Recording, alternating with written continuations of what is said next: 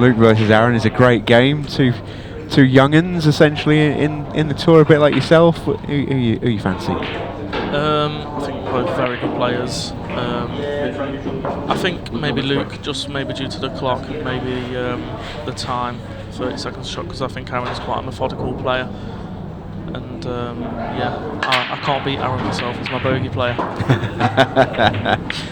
Well, maybe take some tips from Luke Gilbert then if you can get the job done. He's breaking like you, that's all I can say to start things off.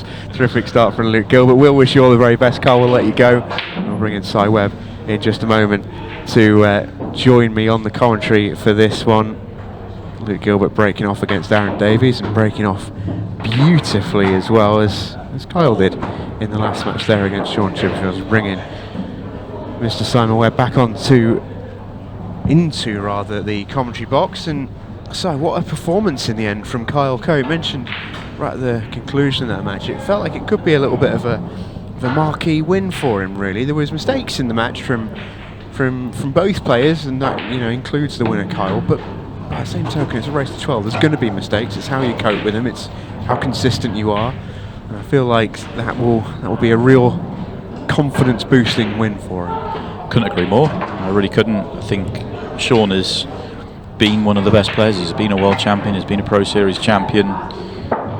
I thought he'd go really well this week, and he still might. Of course, he has to go and do it the hard way through the loser side. I was a little bit surprised at the level that Sean played at.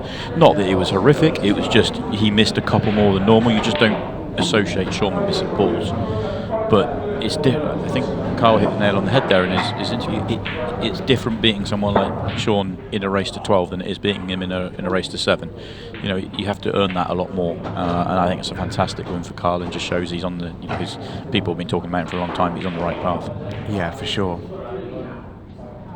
It's where the race comes into it a lot as well, as we see Luke mop up this first visit. It was a hammer break from Lightning Luke Gilbert, and he's backed it up really, really well with an excellent finish, 1-zip.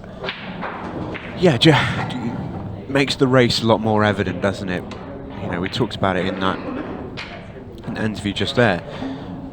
Kyle was 4-3 down, and then Chippy made a couple of really jarring mistakes, and all of a sudden it's 7-4. I mean, ordinarily in a series event, Chippy's bumped out the tournament for something like that, but in a race to 12, you can't quite just get away with winning with a quick salvo. You've got to have that consistency over a long period of time to still secure the win, and Carl did that really well. What highlights? I was walking around, keeping an eye on other matches, watching some of the other games going on, which is a really good atmosphere actually in the venue tonight. Now that we sort of reached the Friday evening stage of things, and I was kind of keeping an eye out. Sean's off to a lead. That's what you're expecting, and then turn around and it was 7-4 all of a sudden. While I was keeping my eye on other games, it really caught me a little bit off guard. It just shows you what can happen, and obviously there's going to be changes and swings. Well, this is not a good layout considering the quality of the break from Aaron.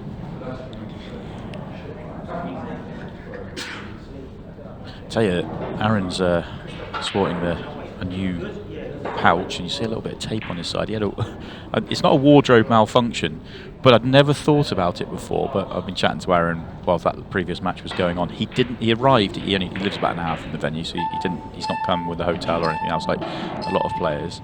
And he turned up not knowing he was on the TV table. I mean, even though it's been known for 3 or 4 days now. So turned up, and he said, I can't play without some help here. I need to tape up my pocket, and I'm going to need a pouch for my chalk, because he turned up without the gear he needed. He thought he was playing on the outside table where he doesn't have the same restrictions on terms of his shirt not being tucked in. I mean, officially he does, but nobody's going to tell him to tuck it in, where he will on the TV table. And he's literally had to take down his pocket because of his cue action. His cue action goes into his pocket unless he does it. It was amazing to sort of understand that. It's sort of that he said, if I can't get any tape or any help here, I'm not going to be able to play. That's quite remarkable. I mean, look how close to his. You can't quite see it from this angle, but look, watch it. How close he gets to his pocket as we're going through this match, and he obviously is something he's had to do a number of times.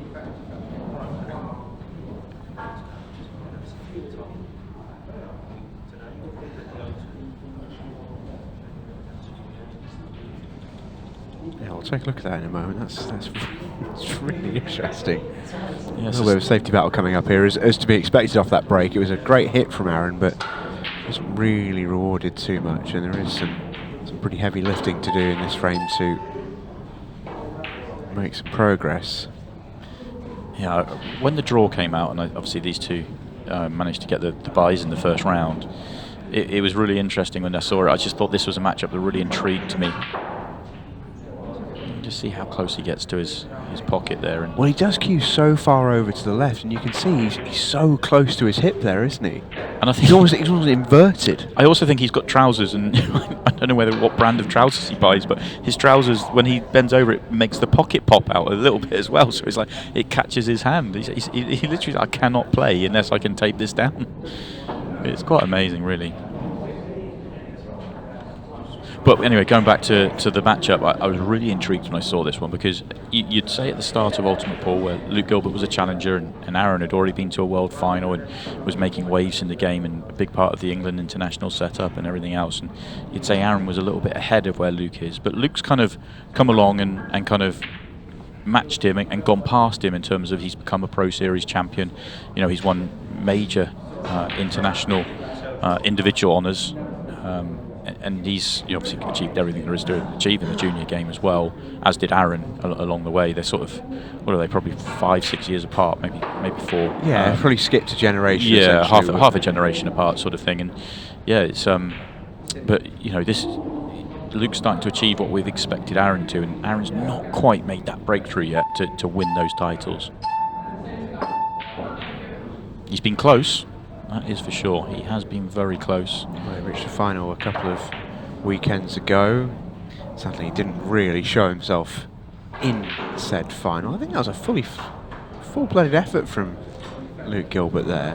But he has got cue ball right on the top cushion, so whether he's playing that intentionally into the knuckle, I'm not sure. I think he got it wrong. I think I tell you who'd be more annoyed about that missing is Aaron. Aaron would have liked that to go in and let Luke continue with his plan of aggression, because, you know, that works in Aaron's favour right now. Yeah, Aaron's got a great tactical brain. He's very, very clever in these sorts of frames, and you do just wonder if Luke almost wants to mitigate that, you know, early on in a race to 12, and just go, you know what, this frame isn't worth that much in a 70-minute match. I'd rather just try and go. Yeah, and it looks like that's the decision. It's a shame for Luke that he doesn't have a clean pot, because the red on the right-hand side will go off the yellow, which opens up the other one. So that's actually not quite come out nicely for him. I mean, it was odds against coming out nicely, but it was close.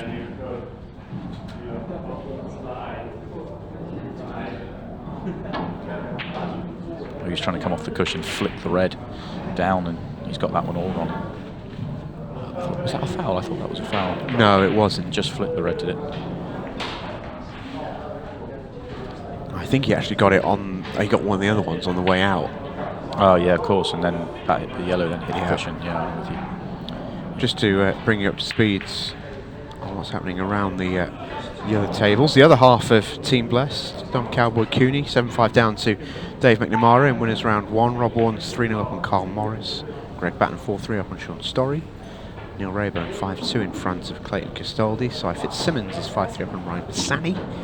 Conor Tracy's taken an early lead against Phil Harrison. That is 2-1. I can tell you that there's been some festive issues in the McNamara-Dom Cooney match.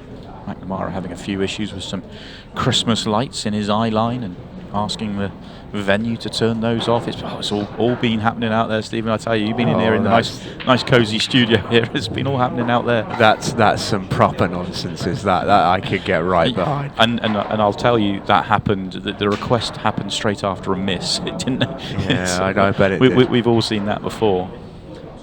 Just a result to bring you up to speed with as well. Tom Cousins has beaten Hitton Patel 12-9, and Ronan McCarthy, the world champion, has beaten Liam White 12-10. That match, I think, was 10-all at one stage. It was. Liam and Ronan were close all the way. Fantastic match they've been playing out. The Tom match, actually, fantastic comeback from Hitan Patel. He was a long way behind in that game. Turned it around, got the momentum going, and at 11-9 he had an opportunity to make it 11-10 and wasn't able to make it. And Tom was able just to counter and get over the line. And I should imagine a fairly relieved Tom Cousins, who would have been, once he got that big lead, expected to make it pretty easy.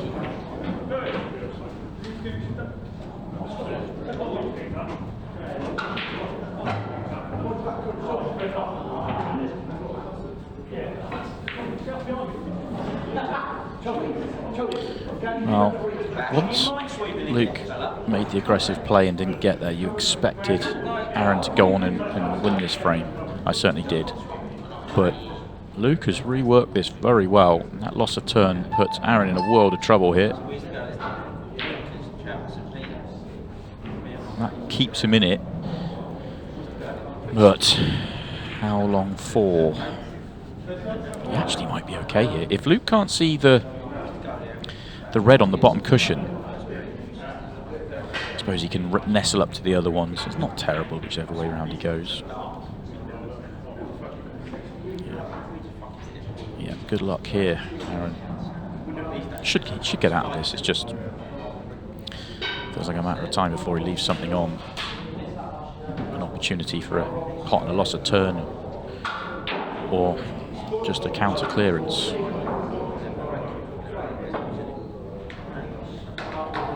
It's going to be cue ball in hand, but moving that 8-ball to that position actually favours Aaron. If the 8-ball doesn't move there and he just misses the yellow, then Luke comes down, just plays the easy loss of turn, guarantees the snooker. Now he's got to just make sure and be careful with the cue ball, which he's done.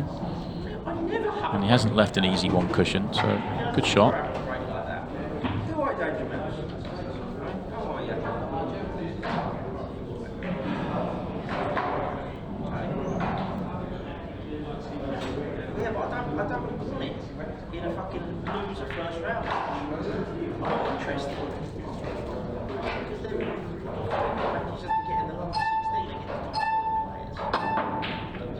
It's a really good solid hit from Aaron, but that should be that really. There's no reason for Luke not just to mop these up. He's playing the bottom one, shows confidence. Well, it doesn't show confidence. I assumed he was potting that one, but this is a risk too far for me. What's the benefit here? I mean, yes, he's moved the red that was in the middle of the bottom cushion rather than having to pot it, but I thought he'd just play the higher one, play the plant, get yourself nicely on the bottom one when you've got one over the pocket. If Aaron gets out of this and makes the 8-ball, and Luke's asked for it. Oh, and on cue, in goes the 8-ball from Aaron Davies. Luke Gilbert dared him to take this on, and what a shot from Cyborg. I know I've said it before the shot, but it really was a bad decision from Luke Gilbert there. You know, Luke doesn't. I wasn't expecting him to take the bottom one first. I thought he'd take the higher one and get better on the bottom one. But that one along the bottom cushion with the ball hanging over the pocket, which is what he had, it's not a shot he's ever going to miss. And at Luke's level, at the professional level, I mean, you're giving Aaron a one cushion escape where solid full wall contact goes close to the middle pocket. Too dangerous.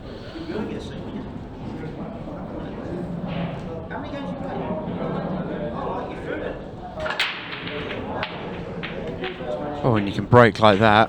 Why worry? Well, it's and dry. wouldn't you imagine it's dry? How Wouldn't often? you just know it? How often? What I'm surprised at more than anything else, now I really like Luke's game, and sometimes you get a better feel for their game when you're on commentary with them and you're discussing the game outside of actually watching them. Obviously, we've all watched Luke and win major titles, and it's fantastic, but I really like the way he sees the game, the way he discusses it and talks about it. I'm almost certain if he was on commentary with us right now, he would have been saying the same as I was saying. So it's so surprising to see him make that decision out there in the arena.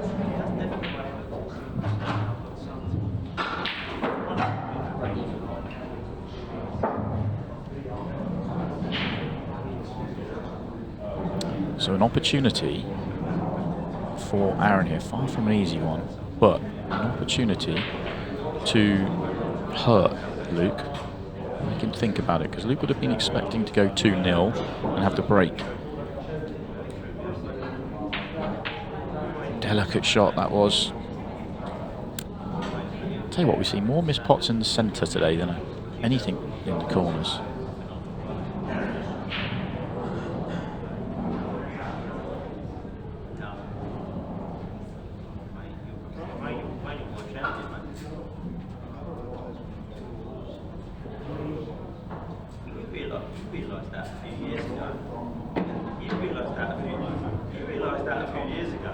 What does he do this time, though?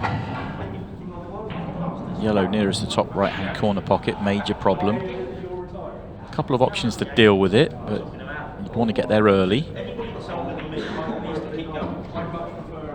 Hasn't quite got enough angle on the one nearest the top left to come across and deal with it straight away. Does he feel confident enough potting the other one from here, where the natural looks like he's pretty close to it? Probably looks just inside it, but if he plays it firm, he should get the cannon he's looking for. But the risk is you don't land on anything. Okay, so he's not going to take that one. He's going to drop the other one in and leave an angle to the centre to get across.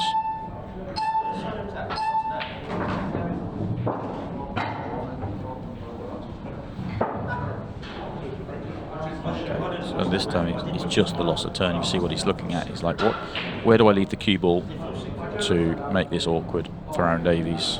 Problem is, he will have potted 3 balls to get to the loss of turn.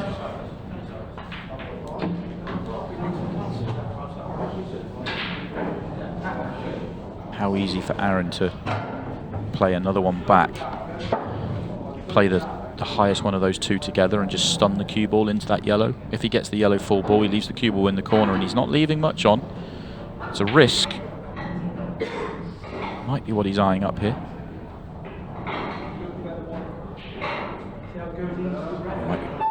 How's he playing this one? He's not playing the shot I talked about. Oh, it's just full-blooded.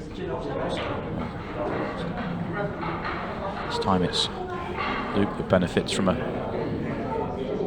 brave decision. Yeah, a bit of a shake of the head from Aaron there. He might have felt like there was nothing more he could do in that frame and almost had to push the boats out. The shot I mentioned, I think he gets 9 out of 10. I don't think he leaves anything on, really. I mean, he leaves half chances on, so maybe I guess at the pro level you can just convince yourself that anytime you leave your opponent a half chance, they're going to clear up from it. I do get that. It's very easy to sit in the commentary box and talk about percentages, but when you're the one out there that's got to play it, a whole different deal.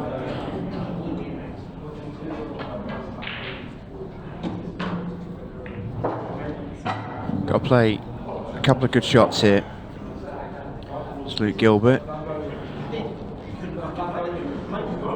You see the line that he's wanting to play on. The only thing that went in Aaron's favour when he missed that double or treble or quad, whatever he was playing, the red's gone and just landed in a slightly awkward spot in terms of Luke getting great on this ball. So he didn't try and do too much, just give himself the shot at it. Yeah, floats it in nicely.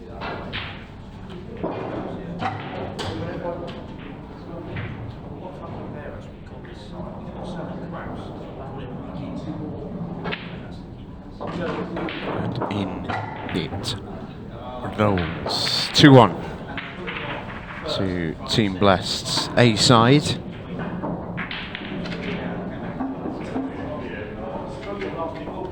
No movement in the other Team Blessed game. I'm keeping an eye on that one. McNamara and Dom Cooney still 7-5.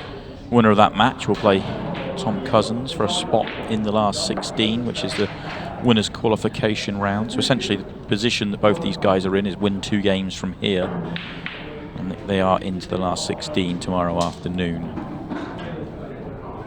They lose this match, they'll have to come back tomorrow and fight their way through a few more matches in the losers side. If you make it to the winners qualification game, which is the prize on offer for this match, then you have 2 bites at the cherry. The only round you have to play in the loser side is the loser qualification match.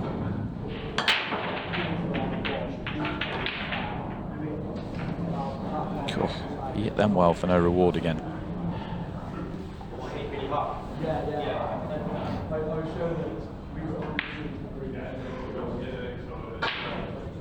That's really nice. Every ounce of power that Aaron's got driven straight through the heart of that pack. That was really nice to watch.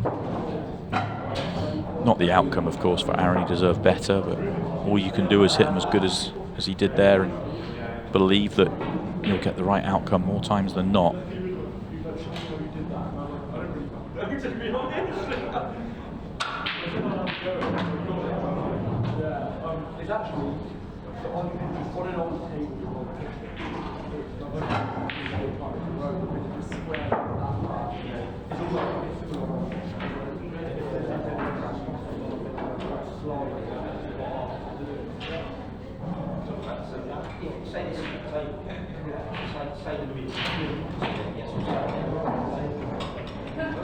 He doesn't want to make that. He was just opening up the 8 ball there. There was no aggressive play in terms of getting out. He knows the 4 yellows, or certainly 3 of the yellows at the top, are really tied up. He just wanted to open up the 8 ball for himself. No real harm done. He would like the red to stay over the bottom right corner pocket just to give himself a little bit more of a foothold in the match, the frame rather, and take away some options from Aaron. But he still has the better layout here, but Aaron has the numbers advantage, so interesting tactical exchange coming up right now. I think I'd take the number advantage over the slightly better layout, because those 2 reds at the top are dead. The yellows are better here.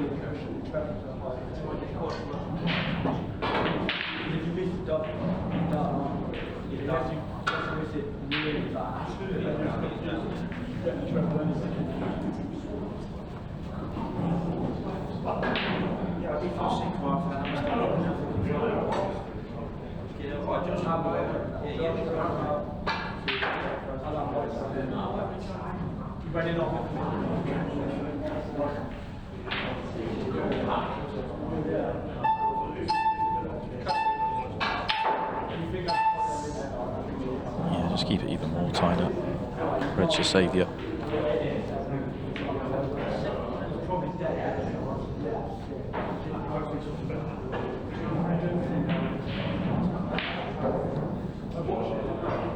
We don't see Luke in many games like these. No, I think he tries to avoid them, really. Yeah, this is the 2nd out of 4 frames that he's ended up in this situation. It's not the best of shots, but Luke is normally a get him open, get him in kind of guy.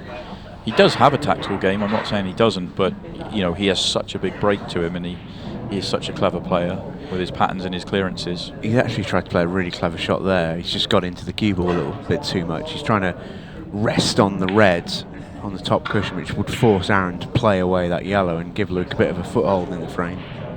But not to be. Cue ball in hand for Aaron, and this is one of those where I think you've got to try and work as yellows. He could go, because he can play yellow off red, and that should pop open the other 2 yellows. There you go. No real damage done if that red keeps going. Yeah, he's happy with that. He'll take this layout. Chance for 2-2. Yeah, big chance for 2-2. Very good chance for 2-2. Less than 50 minutes to go already. There's been some mileage in this match so far. I dare say we are not getting too close to a race to 12 here, if it continues to be pretty close between these 2 players. Match clock will have a say, I think, in the outcome of this game. With that regards, I'd say Aaron is on the slower side. He'll be the first to admit that. If there was no shot clock, he would be certainly one of the slower players.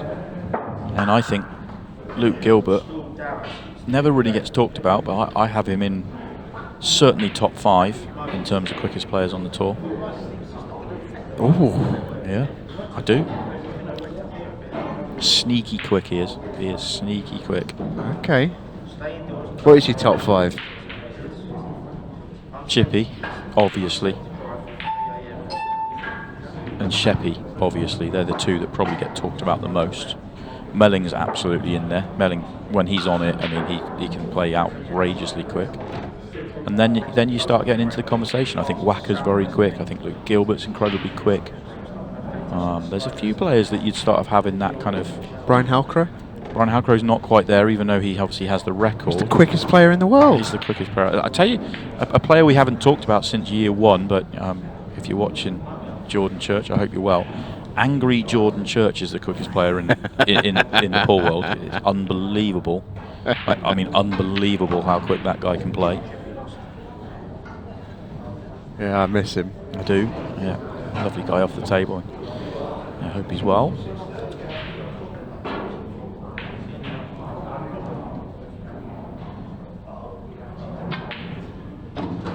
This was all very nicely worked by Aaron, who is not really in my nice. top 5.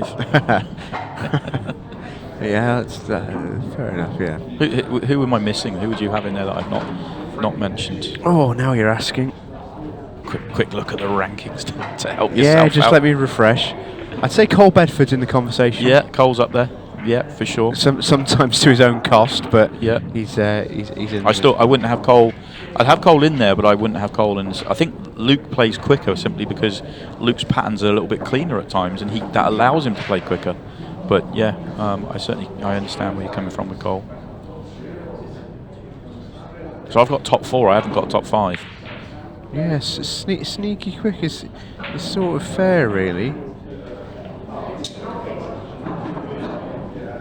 Jez Graham plays quick. Gary Clark can play quick, not always with Gary. I would have Luke quicker. Yeah, I see. So what we're getting at is I was right. Yeah, possibly. Come on then, Luke. Don't let me down. Let's have a minute break finish here just to hammer home my point. He never looks like he's playing quick though, which is and this, you can say the same for Chris Melling as well, although he has moments where he does, but more often than not he's just quick. And I'd say the same goes for both Sean Chipperfield and Jordan Shepherd. They're never rushed, but they're playing quickly. Okay. No others in the mix? Tom Jones. Yeah, Tom. Yeah, but again, I think his patterns are a little bit wilder than Luke's, and it slows him down. A wild card I'd throw in there is Christophe Lambert. He has become very quick from one of the slower players on. Yeah. I mean, I played him a few times back when it was no shot clock, and I can tell you he's full weekend to play a match sort of thing. Yeah, he can be a lot slower. Yeah, but I think it's ever since he went to the USA. And he came back like he'd had a jet engine installed and just started playing everything to 15 seconds and really is noticeably sped up. We see Christophe in the next match as well. Looking forward to that. We shall. He's got a good game as well against Jimmy the Joker Croxton. As Tony Colgate billed it earlier on. The Joker against Le Joker. Fun fact, he literally said that. Oh, that's brilliant. It's Luke Gilbert. Speedily mops these Reds up. He's just got a little touchy one into the centre pocket here. Fancy him for it. 8-ball waiting. But it is a tight one.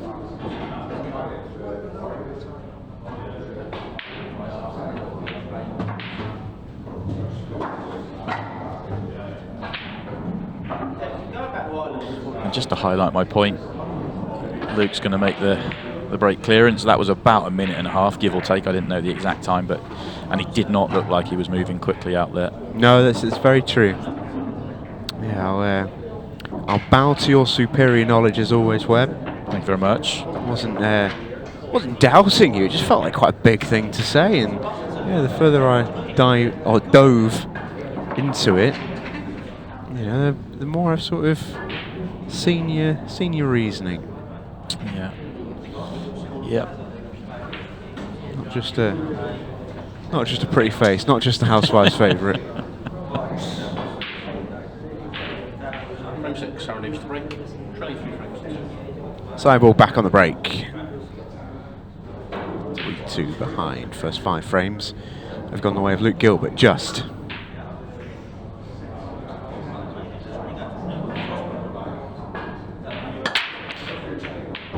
They've all gone with a break, haven't they? I mean, it's not the way it's played out, as in Aaron's 2 breaks until this one have been tactical frames. This one looks like it could be wide open finish here. But It's with the break right now. Interesting layout here for Aaron. I think he's going to like the yellows, but the first yellow's not the best of angles. As we was just looking at, can he drop this in, get himself, I mean, absolutely straight, a turn short of straight on the yellow to top left is perfect, because the one just above the break line goes top right, and then you keep it really simple and clean from there.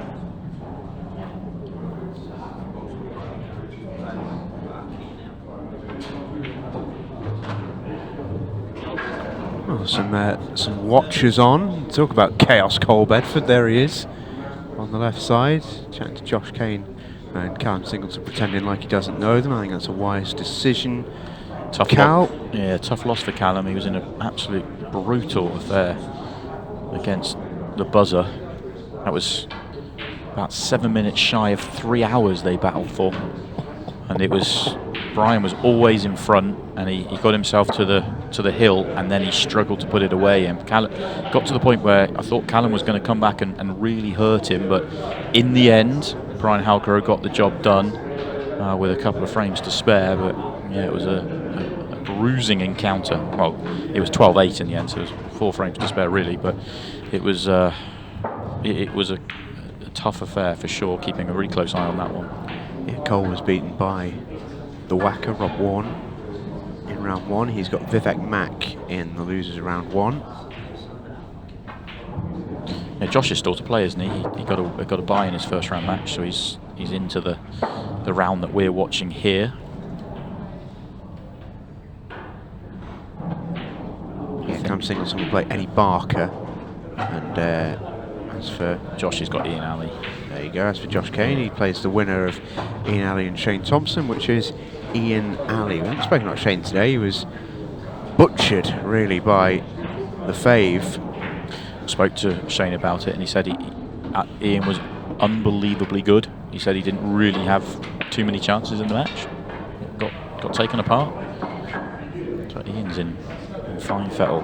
Well, you'd expect, in particular, Ian Alley and Declan Brennan to be very, very sharp this weekend. I think it's only a week removed from a pretty enormous cash game that they're having. Yeah. And yeah, you'd expect the practice to be pretty severe and them to be pretty match sharp at the moment, the pair of them.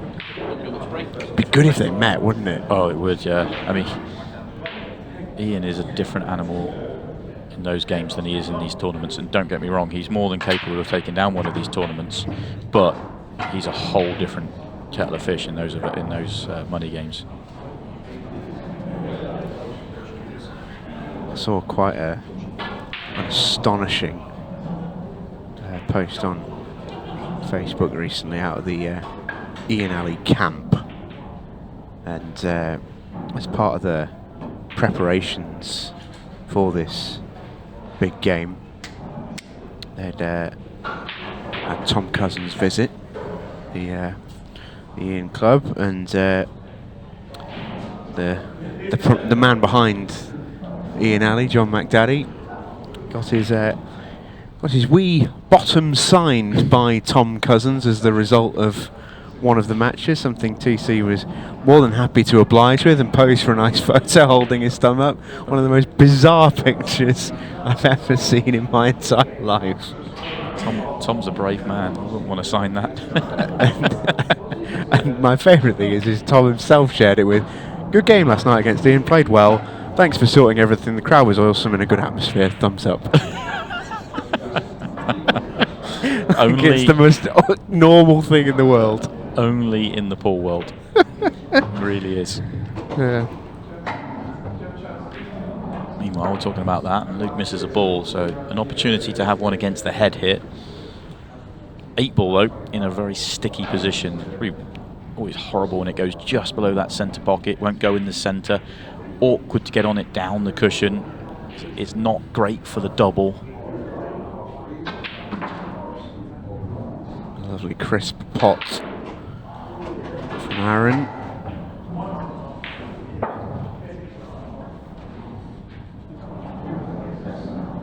Don't think he can find a way to play into this 8 ball. Not with so few balls remaining now.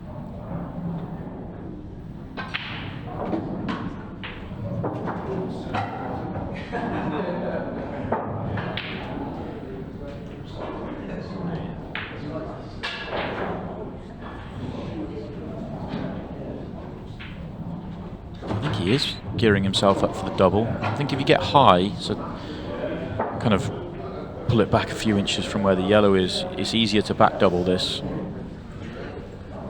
Yeah, I think definitely easier to back double for sure.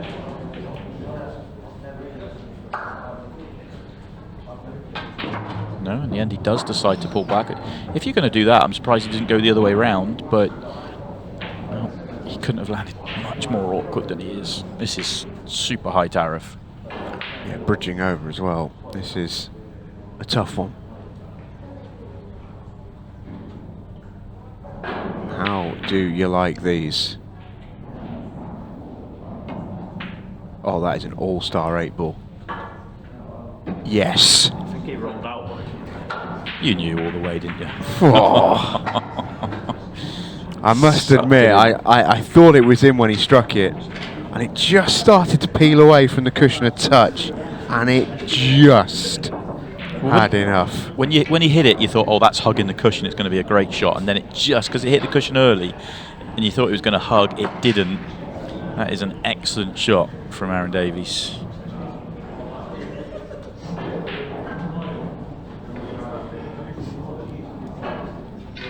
Yeah, it started off so close to the cushion, and actually, when it's sort of hitting the cushion that early, it naturally almost tracks along, and you think he's okay. Yeah, that was very well executed in the end. That was a mighty tough 8-ball.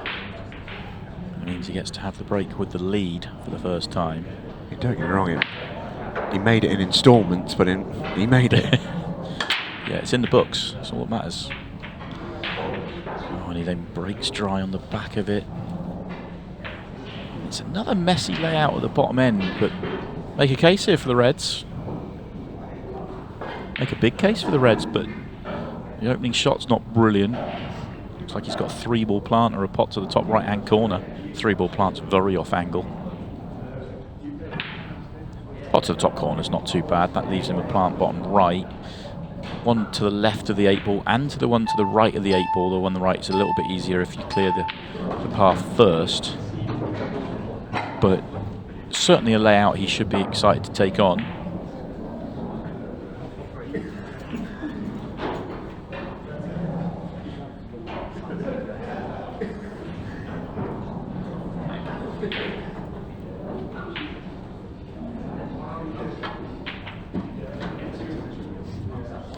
That's nice. Play another plant now. Can bump the 8-ball, can bump the red. If it wasn't having to be a plant, he might even play red off yellow, but he can't play that. Red's too far away from the pocket.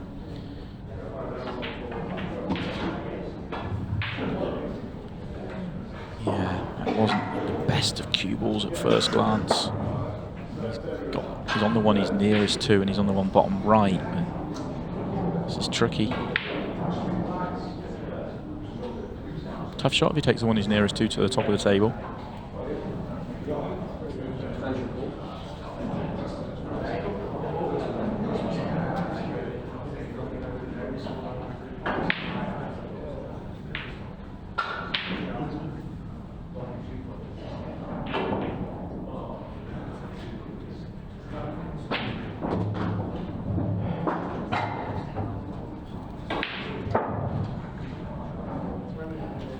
He's playing for a 3-ball plant here. This is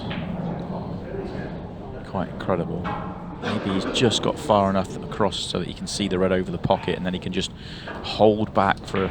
Yeah, he can. So he can just hold back for right centre. He's overdone it. It's one of those, you want to make sure you get past the yellow, but if you pick it by hand, you would literally be 1 millimetre past the yellow and as straight on that red as possible. If you 3/4 ball, you can just track the gap past just underneath the 8-ball and across. Now he's got a tricky pot, and the cue ball's going to come on and off the bottom cushion into the yellows. And that's no good. Yeah, making both is an issue.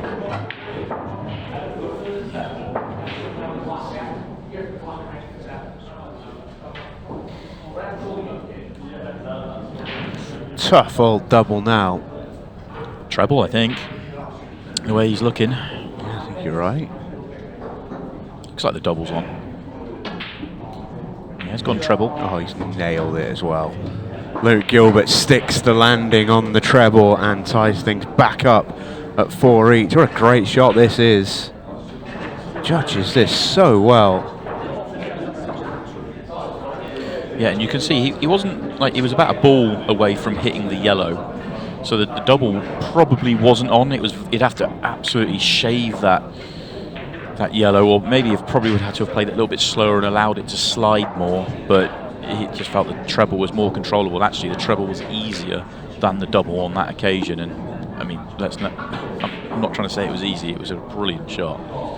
It really was. I'm enjoying this match. We're kind of pretty close to the halfway point, but I'm really enjoying the battle out there. Yeah, it's been good. It's been really good so far. God, what a break. Oh, that is... I mean, that's perfection, isn't it? Can you break better than that? Well, we've discussed Luke Gilbert and where he ranks in the speedsters on the tour. Where does his break rank on the tour? I mean, that right there, you just can. We said this actually in the last game. Carl Cope hit a few, and it was on repeat. It was amazing, and I think I said at the time, you can't break better than that. And the only thing I would say with Kyle's is, whilst it is tremendous, Luke does have more power, and he's been doing it for longer. In terms of this is seeing Luke do that is not a surprise, because his break has been like that for a while. I mean, I'd have slightly harder time putting Luke's break in the top 5 compared to his speed game, but he's got to be pretty close. Yeah, the only reason I say I've got a harder time is because I think there's so many players that break huge now. But and I think one of the things that separates Luke is, again, the control is there. You know, he has such good control with his breaking. I mean, that was exceptional. It really was. I'm going to word it differently. Rather than putting in the top 5, I don't think there's 5 people that break better than Luke on the tour. But I think there's a ton of people out there that can break at that level, that you just can't separate them. Yeah, I like that. Very diplomatically handled. Yeah, of course. Try and be nice to everyone. Well.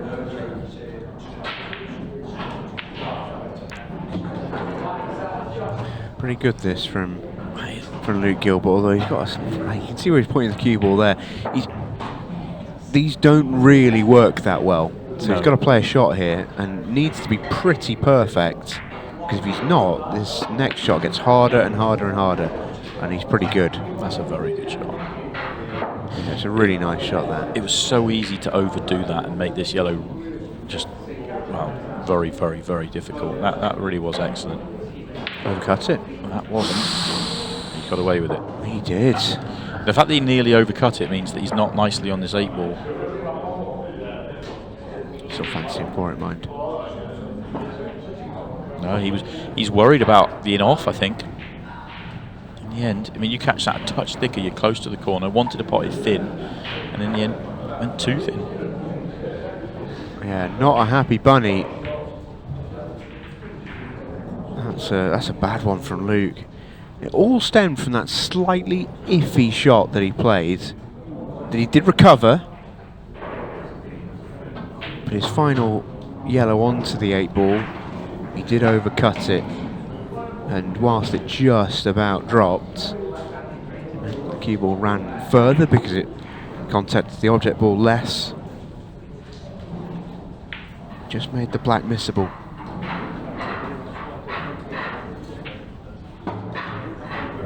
Don't get me wrong, you're desperately disappointed to miss it. But it's not an absolute howler.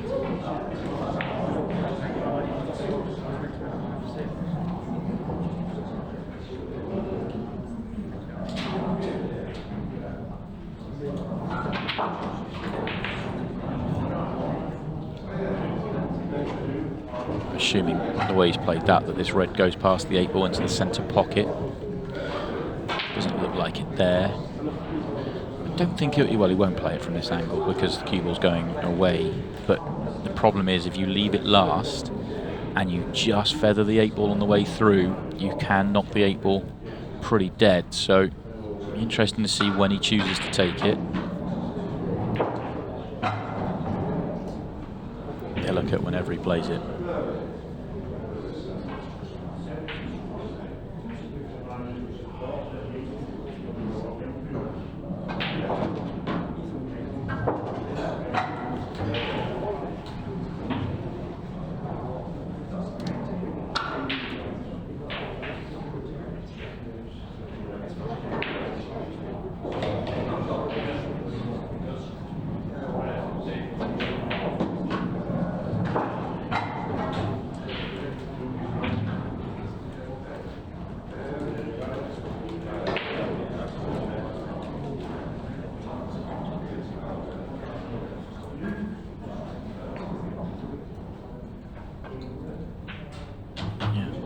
careful not to move that 8 ball. Nicely done. Simple 8 ball.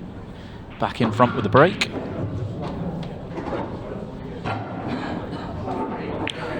Keeping an eye on a few of the other games going on around the tables. And McNamara and Dom Cooney were very close at 7-6 until McNamara went on a little bit of a run, made it 11-6. Dom's just won a frame to get back to 11-7, but McNamara on the hill. Dom needs another 5 straight. He has to win the final 6 frames in that match to avoid defeat. The winner of that match will play Tom Cousins. Carl Cope, we already know, is through. He'll play the winner of Rob Warne and Carl Morris. Right now, Rob Warne 9-3 in front of Carl. It's a very healthy scoreline to have over Carl Morris on an outside table. A player you categorically do not want to trail. Loses the cue ball, but gets a beautiful layout and no friends. I say a beautiful layout. Does the yellow pass to the bottom right? I think the red might have just come across and got in the way, and reds are not a good layout. It's the only problem ball on yellows, but it might be a big problem. But it is Luke Gilbert's problem.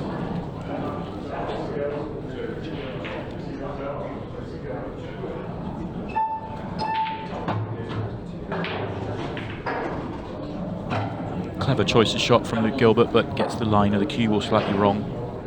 He was just trying to bump into the yellow to knock it on whilst playing the ball off a ball. Now that it's not happened, he might have to just pull back. I'm sure he will have to just pull back. Well, I say I'm sure. He's considering yellow off 8 ball. High tariff.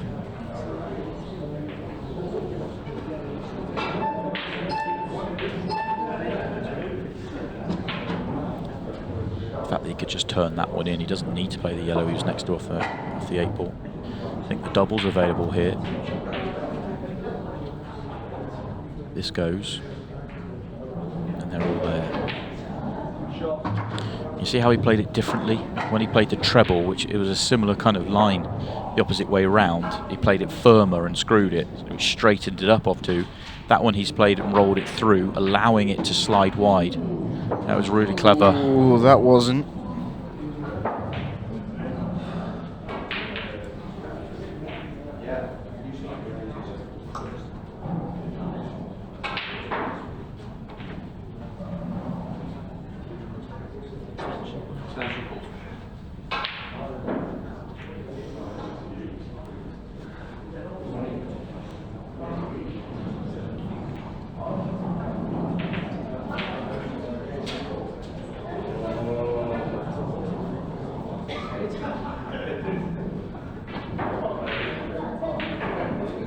Tries to make something happen, and it doesn't.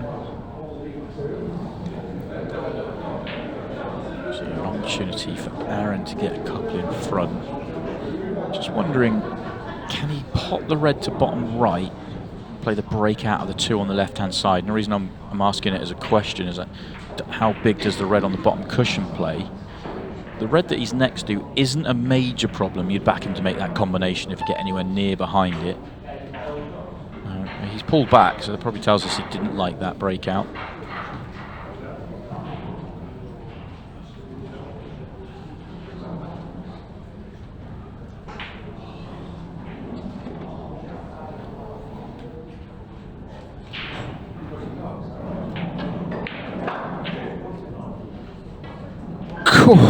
How close can you get? Yeah, and that's now put Aaron in a worse position. That was the problem with pulling back and playing safe there. He was never going to extract a foul, and he wasn't opening up the table, so he wasn't really gaining anything, and he risked, obviously, Luke coming up with some magic, which he nearly did, and he's in a worse position for it. Yeah, we saw a similar one earlier with Cohen Bradford and Tom Cousins, didn't we? You know, you can make bad decisions, and it's going to end up costing Aaron here. Has he got away with it? No, he's okay. I think he's played it. He was trying to pot that, obviously, but he knew exactly where he was putting the cue ball.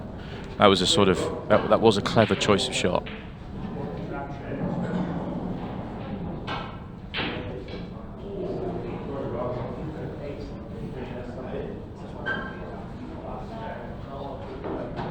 See Luke to go close again though.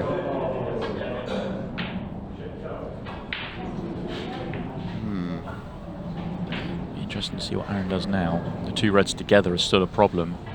It's not too bad for him to solve the red at the top of the table. He can easily come across the table and play short position, but I don't know if it's worth the risk doing it yet. Does he risk playing safe off the two reds together? Getting the cue ball back to the bottom right hand corner. I think that's what I'd play. That's what Aaron's doing. If that's your MO, I think that's a fairly good way of going around it. Yeah, I like that choice. The only issue with this is the third time Luke's playing a very similar shot. You get the sense he's going to have got his eye in a little bit. Yeah, but I just think that it's not a guaranteed out, even if he's to make the one over the pocket. Cool. You can't get any closer. Yeah. So now Aaron must go. Yeah. I'd go on. I'd probably put myself short position on the red below the 8 ball here. You could put short position or play the one that he's currently got the cue ball nearest to. Obviously, he's got cue ball in hand here. But I think that would be the one. I think that's the one I don't like getting on the most. But I think Aaron's going to go the other way and go for the one at the top of the table. I'd play for that one though, if you're going to. He could play down the left-hand side, but I think the one down the right-hand side is the one.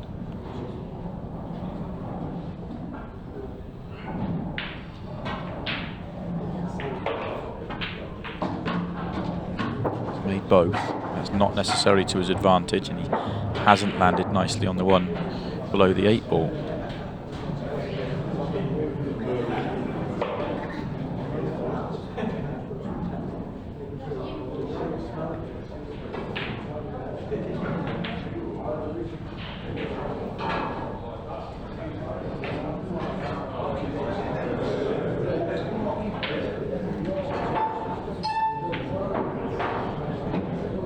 Excellent shot. Yeah. It really was. Could have done with an extra couple of rolls though.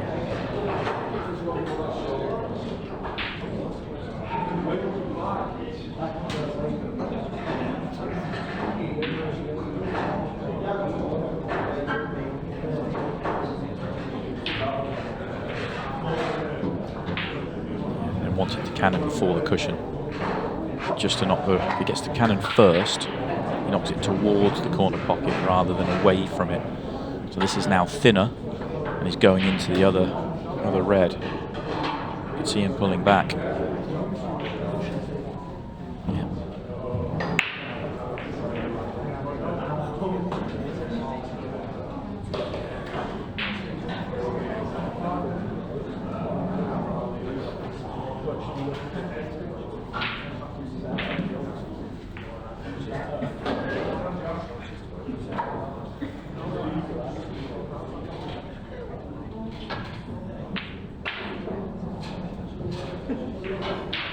Frustrating game at times, and Luke Gilbert, despite playing some great stuff in this match, has had a lot of frames like this. He hasn't been in control of it. Aaron's just almost boa constricted the frame. You'd say it's frames that are more up Aaron's street, although I think that's doing Aaron a disservice because it sounds like this is his game. It's not. Aaron is a player that will play whatever's required. I'd say more of an all-rounder. That's not to say that you can't go toe-to-toe with everybody if the balls open up.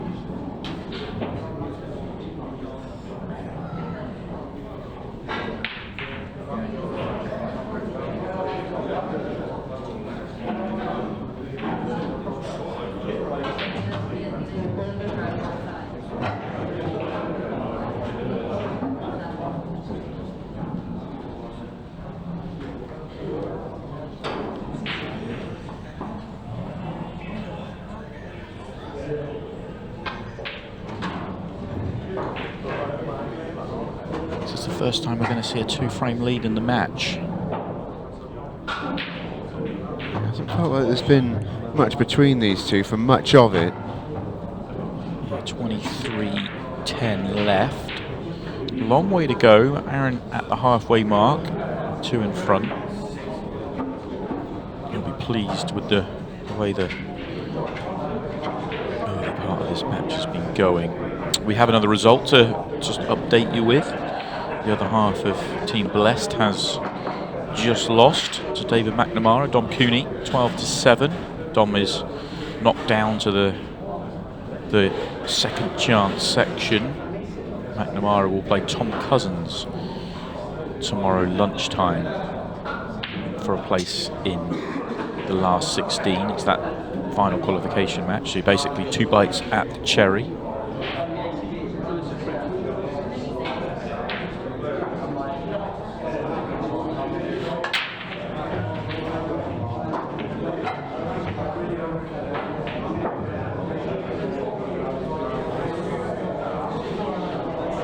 Play the winner of Eddie Barker and Callum Singleton, who play in the losers round later on tonight, loser round 2. Oh, good break from Luke, Dom's partner in crime.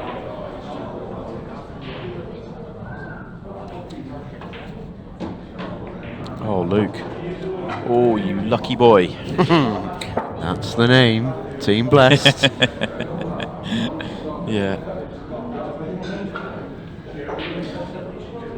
Lucky boy, but primed to turn that into a frame as well. That's a big one. Shot you feel can go wrong is right here and could not be better on it. No work to do with the cue ball. It's pretty routine from here.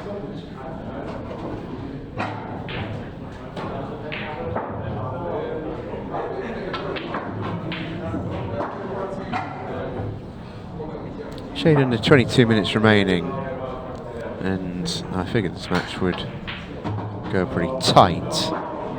I said if it did that, the match clock will absolutely come into play, and I think it's going to. As we're about to go 6-5, and we are ostensibly at the halfway stage. And played what, best part of 50 minutes on the match clock. Starts at 70 for these. Yeah. So we're about to tick over to 21:20. So the better part of 50 minutes for these 11 frames. And we have 12 more frames potentially to play. And we've got 21 minutes to play them. You can see Dave McNamara there on the left of your picture. He's got the job done. Tom Jones also in the house. He's gone well today. Yeah. He's got Craig Waddingham to match what McNamara has done and get himself through to the winners' qualification section. That should be going on any second. Might even go onto the table that McNamara has just vacated.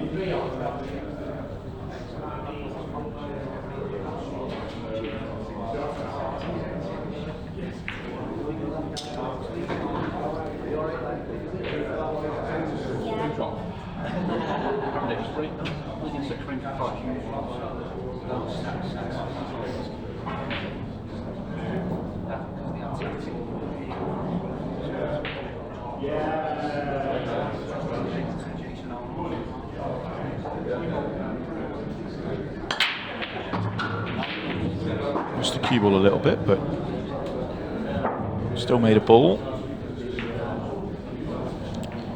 We're back to Aaron's certainly getting trickier layouts, isn't he? Again, the little cluster around the 8 ball this time is a problem. Immediately what he's having a look at.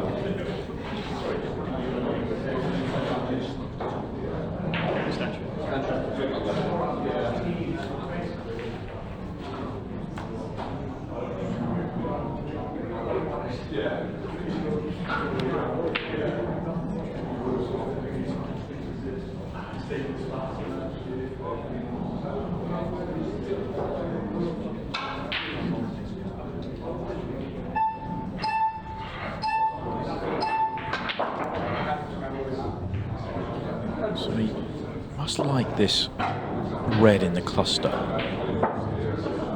He had a good look at it at the start. Got to go into it at some point, which always feels a bit risky with the 8 ball being near the centre pocket. Unless he was playing 8 ball off. Sorry, red off 8 ball. Yeah, I think he's landed. He's looking at it now. It's a bit short if that was the plan, but then he could go bottom left Yeah. to get there. But what he's thinking is that the red, and he had a look at it, I think the red passes the first yellow. Yeah, it's just to move the other one out the way. So, yeah, and if he catches the 8 ball, it should knock the other yellow out the way and leave the red on. This shot's key. But yeah, you can see he wants the 8 ball to quarter ball the yellow, but he doesn't want it to move the red, I don't think. I think he's checked that the red passes the other yellow.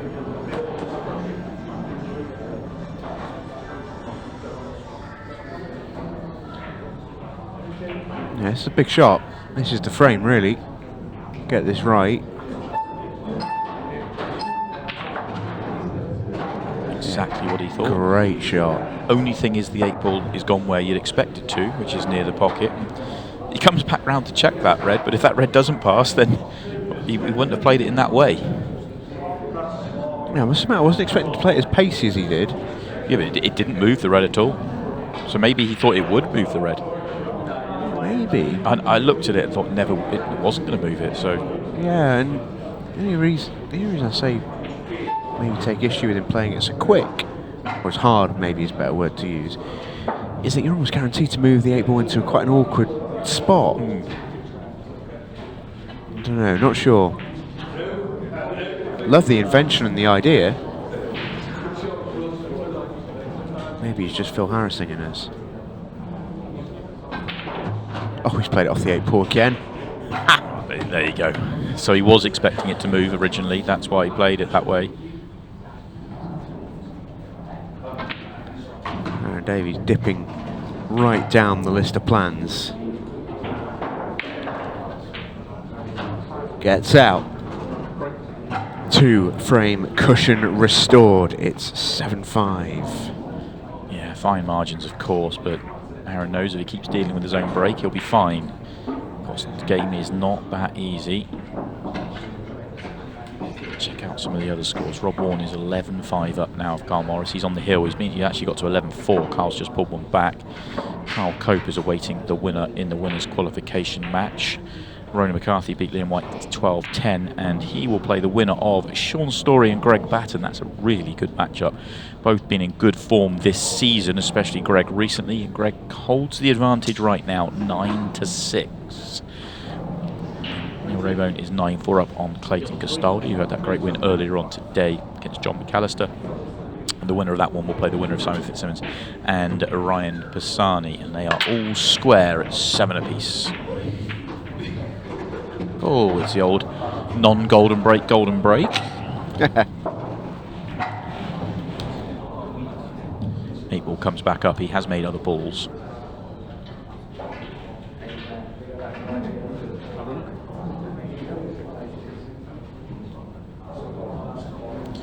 But that red-yellow, it's pretty nasty.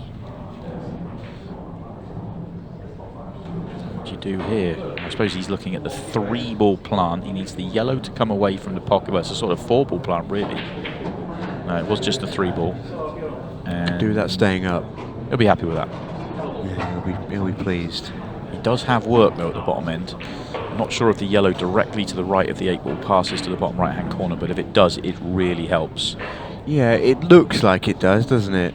And if it does, then short position onto the one below it becomes a bit of a non-event. He can even use that as his last 2 balls should he wish. I think the way he's looking at it, he's thinking it's irrelevant whether it goes or not.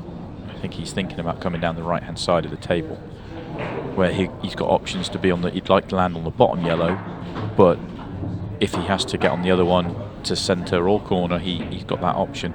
But if he gets on the bottom one, then there's no bad angle. So that's how he's seeing it. Whereas if that yellow by the 8 ball went past the reds, he'd have to land straight. He's going to play the side with margin.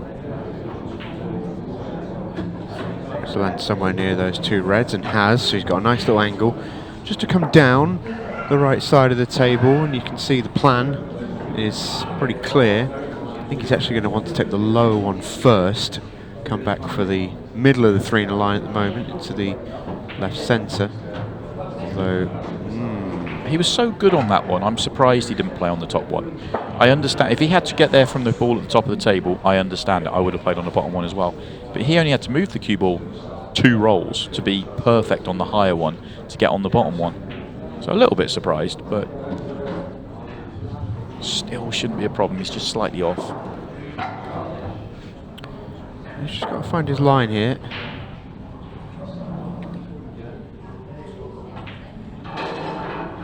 Yeah, does it well. Good shot.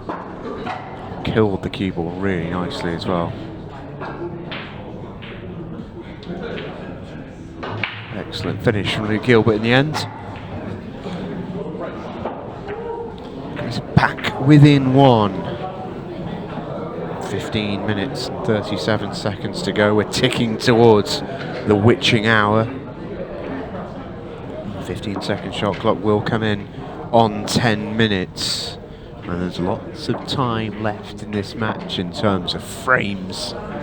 This one is not done yet. It's going to go down to the wire. More scores to bring you. Phil Harrison 6-5 in front of Connor Tracy.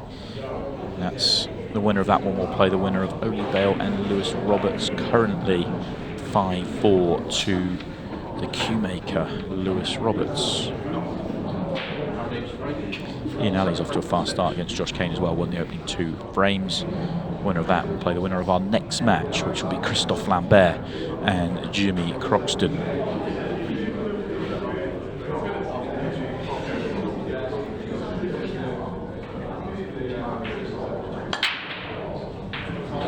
That's the best break of the match that Aaron's hit. Deserves a great layout. Wouldn't you know it? It's just a horrible little bit of work at the top of the table. Feels like that's sort of been the story of Aaron's frames so far in this match. Yeah, just on repeat, isn't it? He keeps having a problem on his break. Not necessarily through poor breaking, just... And this is not an easy problem to solve either. The 2 at the top of the table are really awkward. Yeah. Well, I think he wants yellows because of it, but then that yellow at the top of the table is, I think, is unsolvable. I don't know how he solves it. I'm with you. I like reds here, but not in one visit. He looks like he's going to go yellows, but I'm just thinking, I suppose as long as you leave the yellow at the top of the table, you risk being countered. So I think overall, decent decision from Aaron. There was no future in either colour set, so make both colour sets worse, basically, and pull back.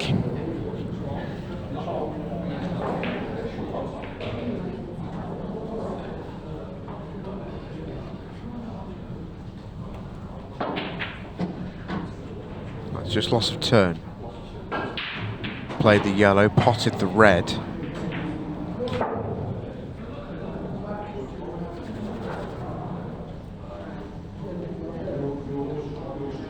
Tempt Aaron into something attacking of his own. He's just going to take his set. No? Again, just playing. This is very strong match play in terms of the control to.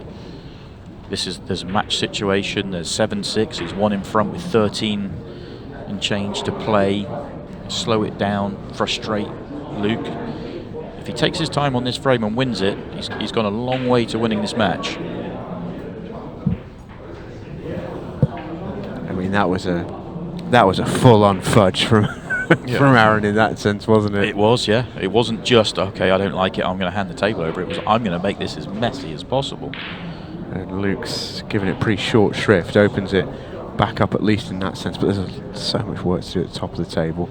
This all feels a little bit sort of academic, really. Yeah. Still no colours assigned, it's still completely open table. I think until colours are assigned, it's a little bit of a moot point, this. Yeah, at some point it's got to unfold. Well, until something happens at the top of the table, it doesn't really matter what happens at the bottom. The balls are going to get nudged up towards the top of the table.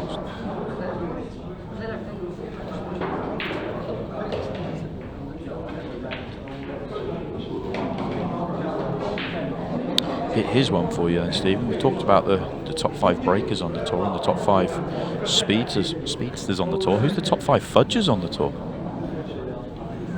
Which rule set? That's a very good question. International 8-ball rules. International's a bit different. I can give you a pretty good list for world rules. What an amazing loss to turn that is from Luke Gilbert. I think I've got my top 2. I think I've got a top 2. I'm not sure after that. I think I've got a top 1. Who's your top 1? Buzzer. Yeah, he's in my top 2. I was going to stick Carl Morris in there as well. I think Carl's not too bad. I think he can when he wants to, but it's not necessarily a complete definition of him, if that makes sense. Yeah. I mean, Aaron is entering himself into the top 5 off this frame alone here. He would. I mean, I think he's a super aggressive player when it calls for it. I think he's got such an all-round game. I really do. It's really hard to put any. I mean, I think Brian is absolutely in that category. You're absolutely right. I just think it's hard to put anyone else there, I think. World rules, Carl Sutton's very close to the top of my list. Well, he may be one of the cleverest players in that rule set. He's fantastic at them. Really is.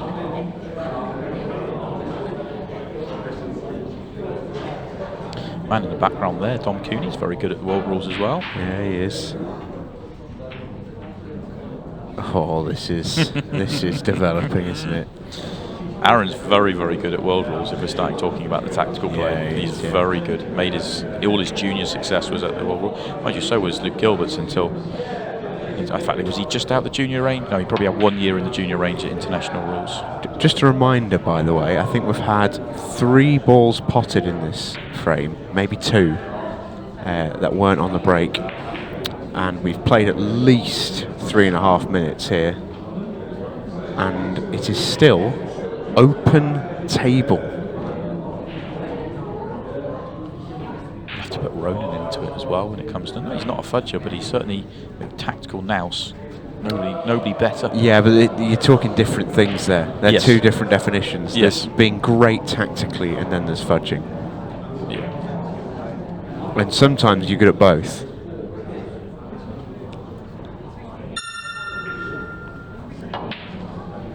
And finally, we have a colour set. Well, that tells me this red must pot. And in potting it, it's going to open up the reds. Oh, has Aaron missed a trick here? Yeah, he may well have done. Oh, it's left the red at the top that's hard to get to, and he's not on another red. Wants that red to stay up. It does. Well, I don't. Can you maybe play into it now with a plant to the left centre? Yeah, he can just get through to it, can't he? If not the plant, what about the double into it? That's uber aggressive. I think the plant's too wide to get into it.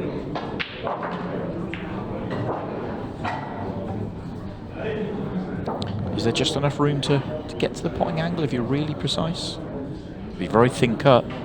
That would be. I think he feels he can track the line here. Well, no, he didn't. What a shot. So good. He's been Deserves better. so unlucky. He's been so unlucky. Combination? Be a super high tariff. Oh, rather you than me. He's digging very deep on the cue ball here. Oh, that was tough. Came right across it. Oh, how tough is that? Really, really tough. This is an awesome shot. I mean, watch the arc on the cue ball here. That's so good.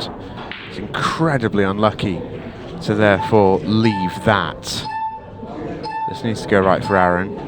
And when you play the frame the way that Aaron did, and obviously we said, has he missed a trick by giving Luke a chance to get that ball out? He probably gave him too much of a chance than he ever planned to. But you do want what you're asking is for your opponent to take on a low percentage finish, which is essentially what he did.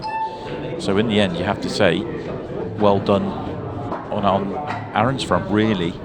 Although it was 2 great efforts to deal with the table for Luke Gilbert.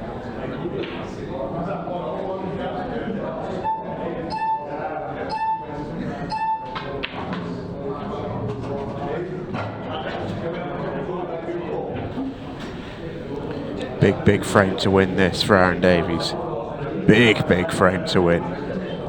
Not only will it restore that 2-frame cushion, it will restore it with 7.5 minutes to play. This was a close to 7-minute frame.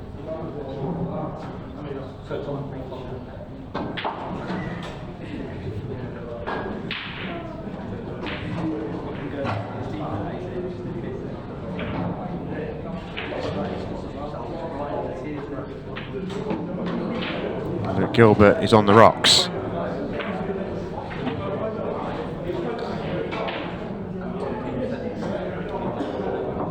Yeah, he's done well. He has done very well. He's had to put some very hard-fought match play into this match. Yeah, he has. While that was happening, Carl Morris has been beaten by Rob Warren, 12-6 for Rob. He moves on. He's got Carl Cope in the next round, the winner's qualification.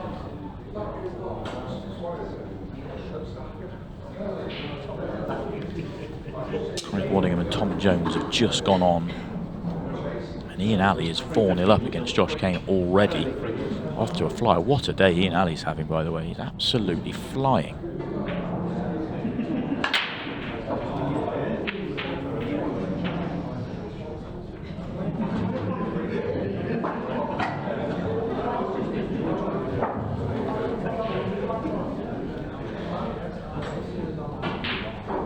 Good chance here for a quick response.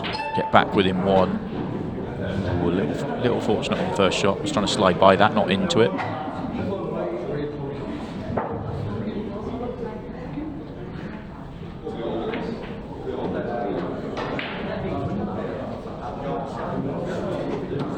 It's not perfect, but he'll take it.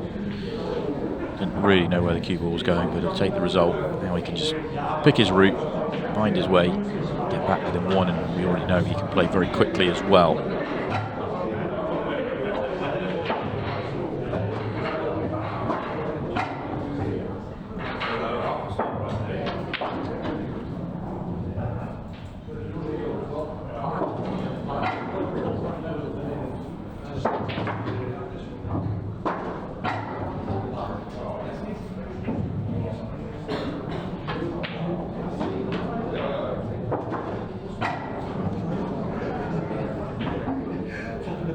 Yeah,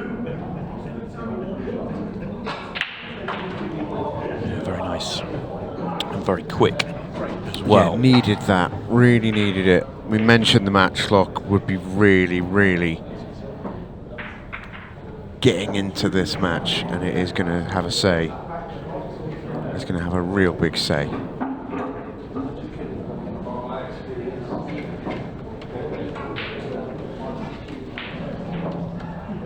Aaron will still feel like it's in his control. The beauty of being the two frames in front, even if he has a quick break clearance thrown against him like he has the next break, and in his own mind, the way top players think, make a ball off the next break. If he can run it out, and he'll run it out at 2 minutes at 15 seconds a shot, 9-7, 3:40 to play, that would be exactly where Aaron wants to be. Starts with making a ball off the break.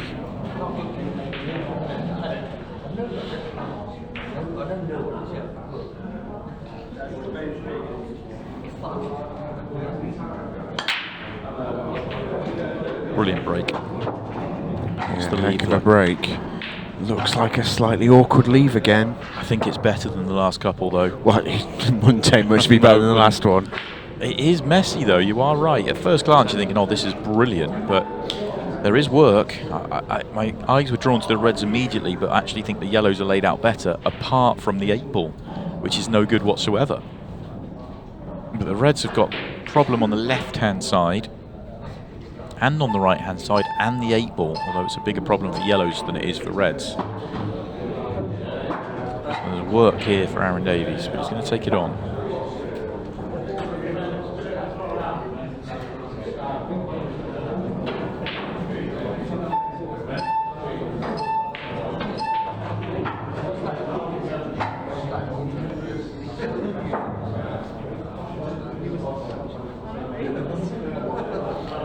Make the decision quickly out there.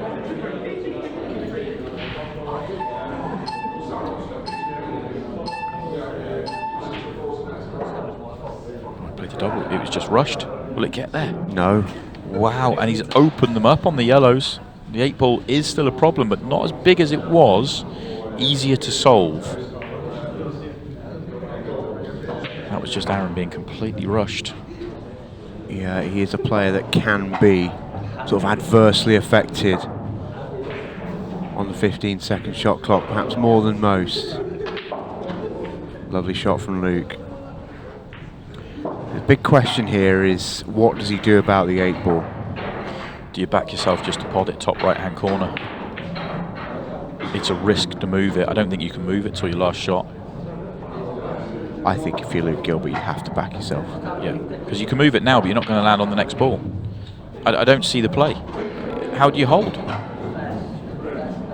You clip this in thin, the cue ball's going too far.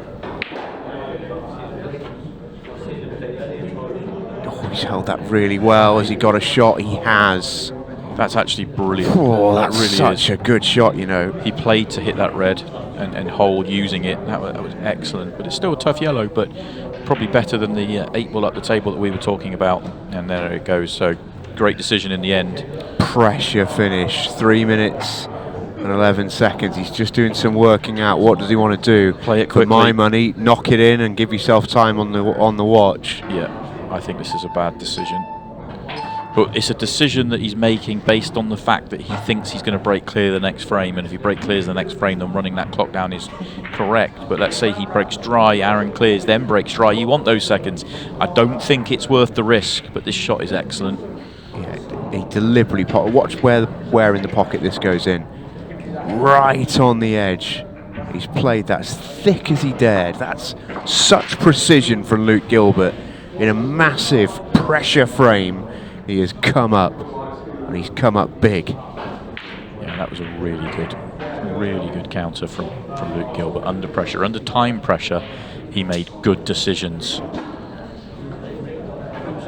And his final decision to run the clock down is brilliant if he makes a break clearance here.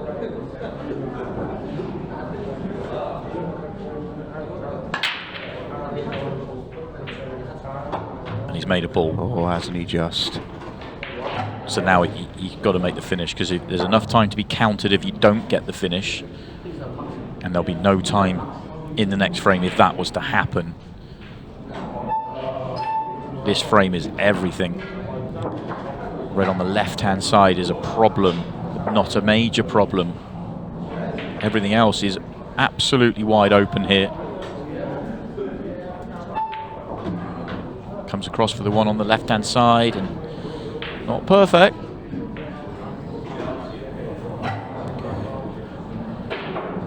No, definitely not perfect. It's manageable for him.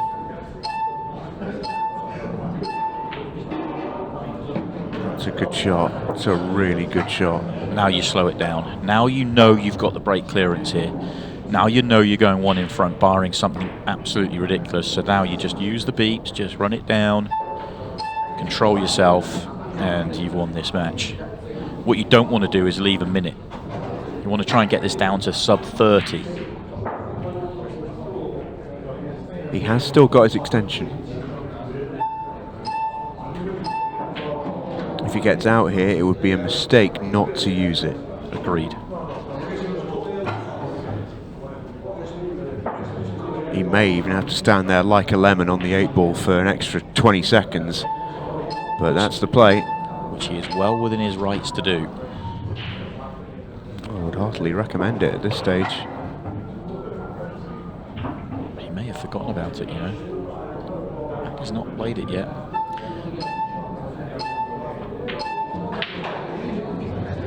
Oh, he knows. Torture. 27 seconds on this 8 ball. Goodness me. The one reason I don't love doing it on the 8 ball is you've now got a lot of time to stew on this shot. You couldn't do anything daft, could you? Make sure you make it. It's too easy. It's too easy an 8 ball. But it's just having to stand there for 30 seconds that's horrible. In it goes. 33 seconds left for Aaron Davies to tie the game. Luke Gilbert has snuck in front just at the right time. He's in front by a nose into the final furlong. Yeah, how good is that on the back of, 2 frames on the trot, really, isn't it? Well, he's won 3 on the trot, 2 of them with clearances off his break. Quickly, the first one to give himself some control and a chance to get back into it, but that counter in the previous frame was the best clearance in the match, and then obviously the calm and poise of that one. what an ending this is for Luke Gilbert. Barring a miracle from Aaron, he's going to get the victory. What an ending this is for Aaron Davies in its own way. He's not done a whole lot wrong, really. He will feel. Needs a close to record-breaking counter clearance to take us to a 6-red shootout. Oh, and he's not going to get the chance. That is the end of the match. Aaron Davies shakes Luke Gilbert's hands, and Team Blessed's biggest member has got the job done. What a dramatic finish from Luke Gilbert. 2 brilliant clearances to sneak in front with just the final few seconds remaining. Super performance, super match. Well played to Aaron Davies for his part in it as well. We'll take a quick break. When we come back, we'll hear from Lightning Luke Gilbert.